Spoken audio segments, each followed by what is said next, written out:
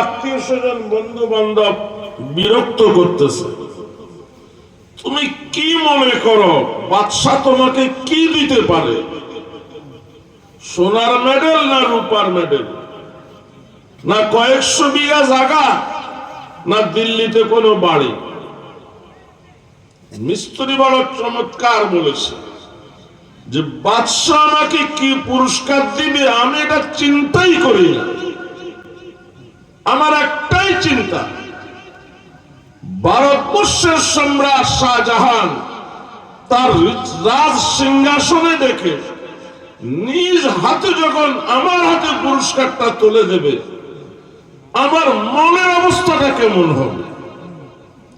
আমার মতো নগণ্য একজন মিস্ত্রি রাজ সিংহাসন পর্যন্ত পৌঁছার কথা না, কিন্তু আমার এই কর্মের পুরস্কার হিসেবে আমি যে সেখানে যাব, বাদশার হাতে পুরস্কার গ্রহণ করব, তখন আমার মনে কি পরিমাণ আনন্দ হবে এটাই আমি চিন্তা করি। বুঝলেন না? তো রোজার পুরস্কার আল্লাহ কি দিবেন সেটা পরের কথা।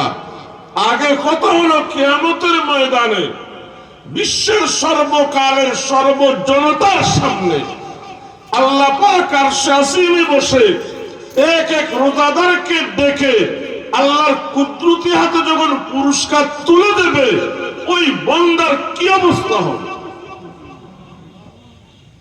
উপস্থিত সারা পৃথিবীর সর্বকালের সর্বজনতা। এবার কত পুরস্কারটা কি হবে? কোন একজনকে কোন কর্মের জন্য যদি চেয়ারম্যান সাহেব একটা পুরস্কার দেয়, এমপি সাহেব একটা পুরস্কার দেয়, রাষ্ট্রপ্রধান একটা পুরস্কার দেয়, তিনজনের পুরস্কার একই রকম হবে? কথা বলে না? একই রকম হবে?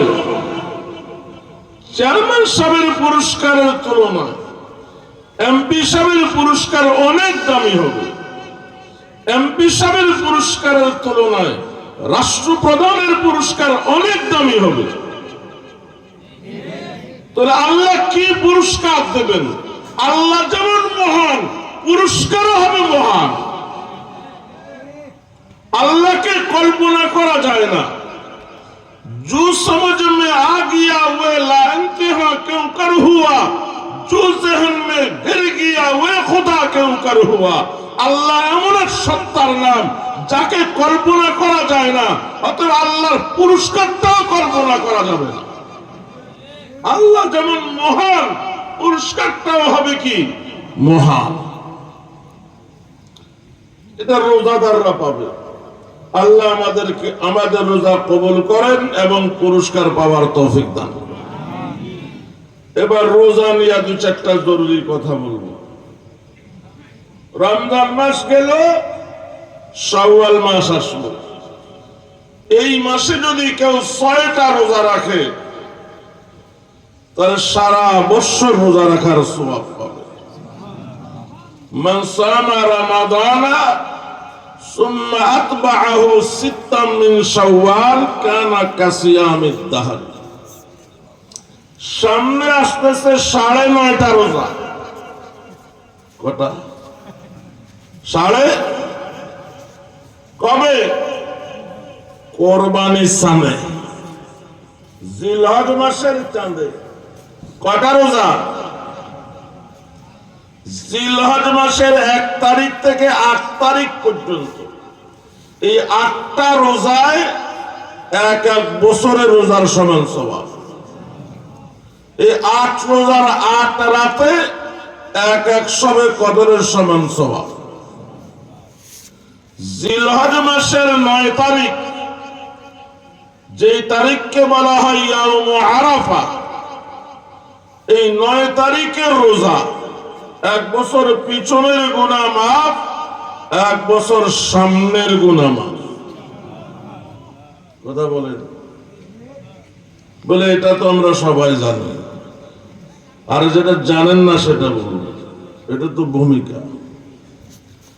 জিলহজ মাসের ৯ তারিখের রোজা রাখলে কি লাভ?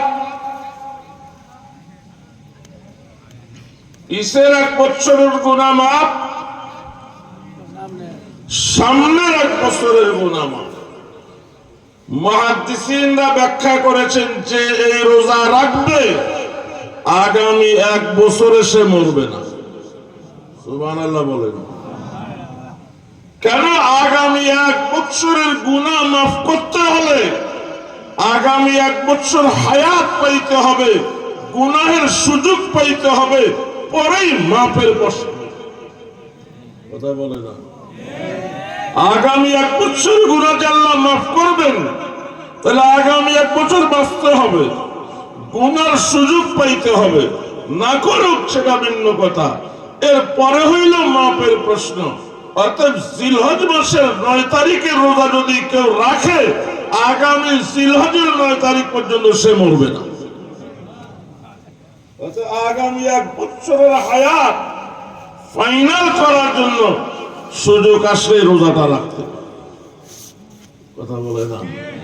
আল্লাহ তৌফিক দান। এইভাবে প্রত্যেক জিলহজ মাস 9 তারিখে রোজা রাখবেন, আর হায়াত বাড়তেই থাকবে, বাড়তেই থাকবে। আল্লাহ কবুল করেন, সকলে বলি আমিন। আরো কথা আছে রোজা নিয়ে, আরো রোজা আছে, সেগুলি এখন বলার সময় নেই, যেহেতু সময় কম।